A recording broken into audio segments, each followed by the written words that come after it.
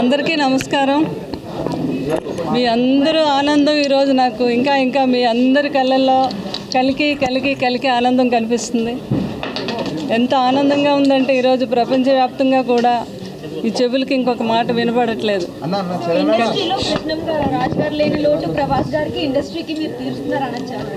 100% అండి, అందులో ఏమీ డౌట్ లేదు.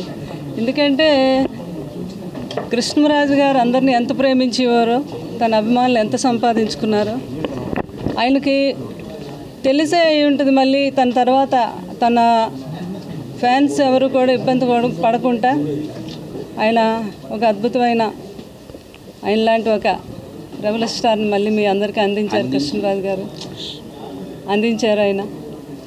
దాంతో ఈరోజు మీ అందరూ కూడా ఎంతో ఆనందాన్ని పొందుతున్నారు. కృష్ణరాజు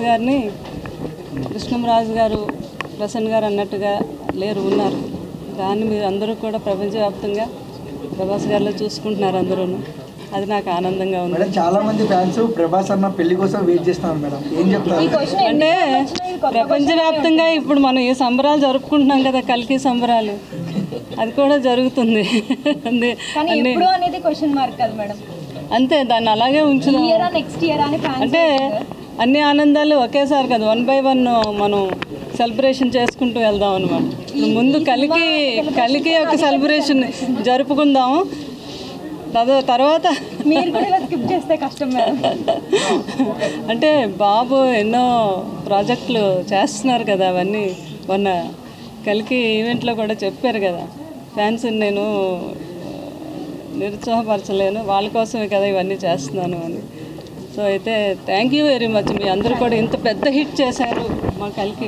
మీ అందరికీ పేరున కూడా మేము ధన్యవాదాలు చెప్పుకుంటున్నాం. అలాగే ఇంత పెద్ద హిట్ ఇచ్చిన వైజయంతి మూవీస్ కూడా మేము ధన్యవాదాలు చెప్పుకుంటున్నాం.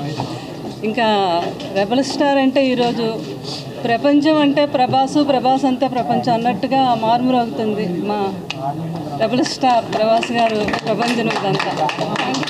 సో మీ అందరూ ఇంత హిట్ చేసిన మా మీడియా మిత్రులకు కూడా నేను మనస్ఫూర్తిగా ఆశీర్వదిస్తున్నాను. మీ అందరూ ఎప్పుడు మా వెంటే ఉండాలి, అలాగే విజయం మేము సాధిస్తూనే ఉంటాం. మీ అండదండలు ఉన్నంత వరకు మీ అందరికీ కూడా నా హృదయపూర్వక ధన్యవాదములు, నా ఆశీర్వాదం కూడా ఇస్తున్నాను మీ అందరికీ. Thank you very much.